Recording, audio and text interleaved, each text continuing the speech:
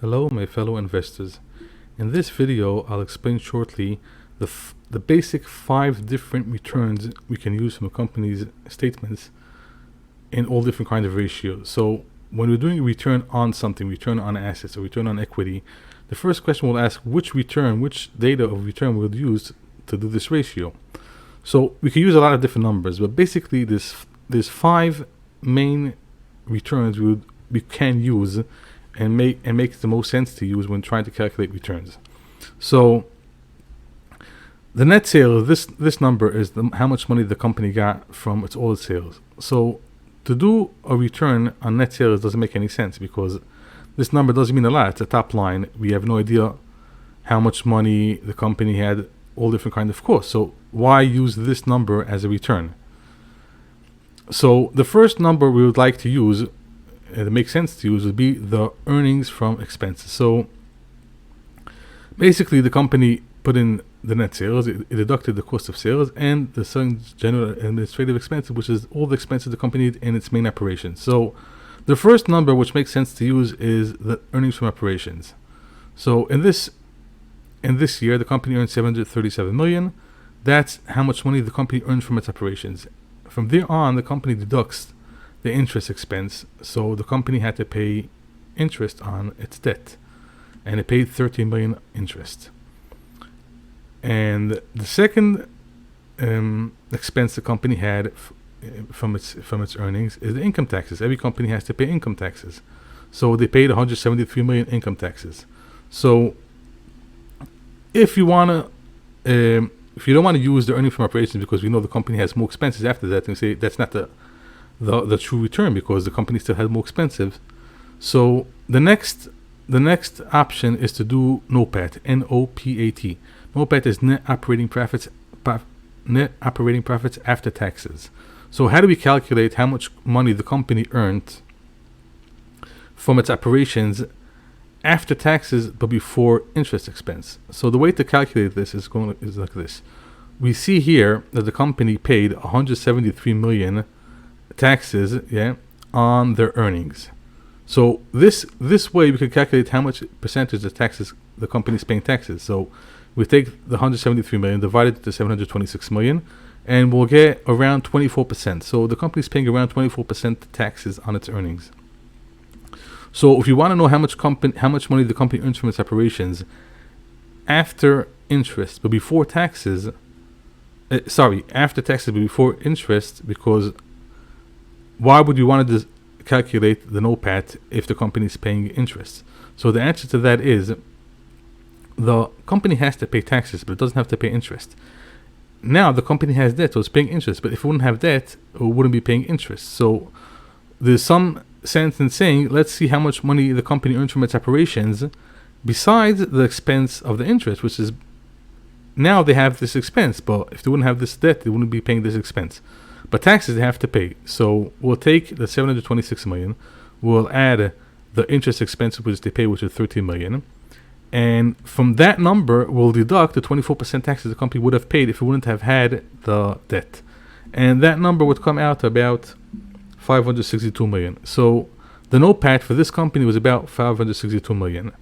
And the net earnings was 552 million. So again, the first option would be using the earnings from operations, or people call it EBITDA, which is earnings before interest, tax, and all different kinds of expenses. The second option would be to use NOPAT, which is net operating profits after taxes, but before interest expense. And the third option would be to use the net earnings. This would be the most sensible ratio to use because the company in this case is paying interest and it is paying taxes. So the net earnings would be the most sensible number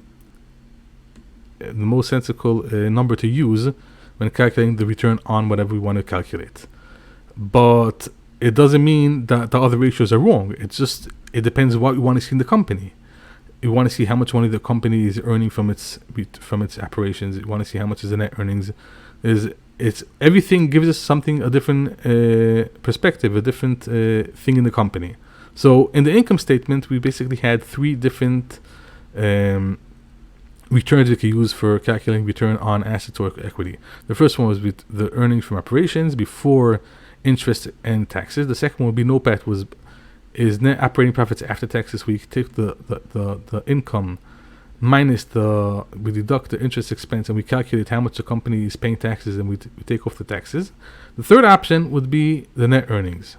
So that's three options we could use from three main basic options we could use from the income statement. Now there could be another two options, and that's from the cash flow statements. So in the cash flow statements, the company is telling us all the money that came in and out of the company, and not only the earnings. So earnings, because sometimes the company will earn money in 1 year and they only get the money into their accounts the next year. So the cash flow is telling us exactly how much money went in and out of the bank, from the account, from the company, from operating activities. So we take the cash flows from operating activities. So this is the net amount of money that came into the company from its operating activities, which is 512 million. And we see here that the net earnings was 535 million. So the company earned this year 535 million, but actually they got into their accounts, they only got 512 million. So some people would say, why calculate the net earnings when actually the company got more or less money? So this fourth option would be to use the net cash provided by operating activities, divided on whatever we want to use, if it's assets or equity or investment. The fifth option would be to use the free cash flow. So free cash flow is the net cash provided by operating activities, and we're deducting from that all the investment the company uses, like purchase of property, plant, and equipment. Any capital expenditure would be deducted from the net cash flow provided by operating activities. And that's the basic way of calculating free cash flow. So there's also a lot of sentence saying, let's take the amount of money the company got this year from its operations.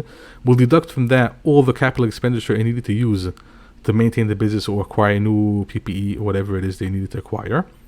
And that free cash flow will take that as the main return on the assets or the equity or whatever we want to calculate. So there's nothing right or wrong in each ratio. It's just each ratio gives us something else. And if you want to see how much the operational return from a company is, we could use the NOPAT. If you want to know how much the net earnings is, we could use the net earnings. Everything gives us a different aspect in the other ratio. So there's nothing right or wrong about each ratio. No ratio is totally 100% proof of something. It gives us a certain aspect and a certain intellectual understanding of the company. There's nothing right or wrong about each different ratio. Thank you very much, and I hope you enjoyed this video.